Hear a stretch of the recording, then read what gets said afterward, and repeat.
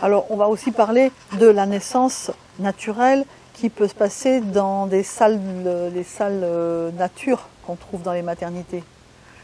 C'est des endroits où il y a, outre la table d'accouchement, il y a aussi parfois un matelas par terre ou un lit à bonne hauteur. Et peut-être aussi même une baignoire qui est confortable pour pouvoir soulager les tensions du dos, faciliter l'assouplissement du périnée. Voilà, quand arrive le moment où il descend, ça peut prendre un certain temps, la descente du bébé dans le bassin. Parce que non seulement lui, il va naître, mais la maman aussi, elle naît à son rôle de mère.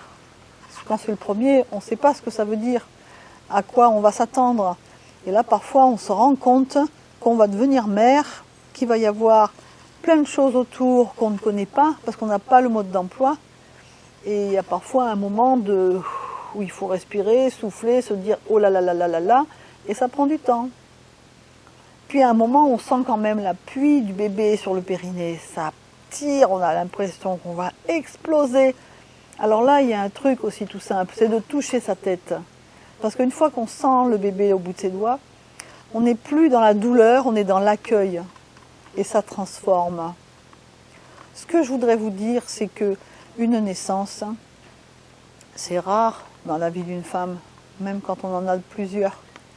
Donc, ce qui serait intéressant, c'est de garder ça comme un moment magnifique, magique, quelque chose dont on ait envie de se souvenir, mais pas forcément du côté désagréable. C'est pour ça qu'en touchant la tête de l'enfant, on est dans l'accueil, on sait qu'il est là.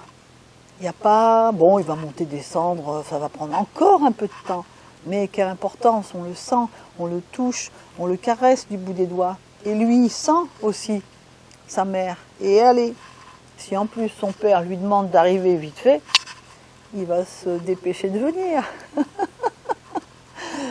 Quoique, ils sont coquins ces bébés.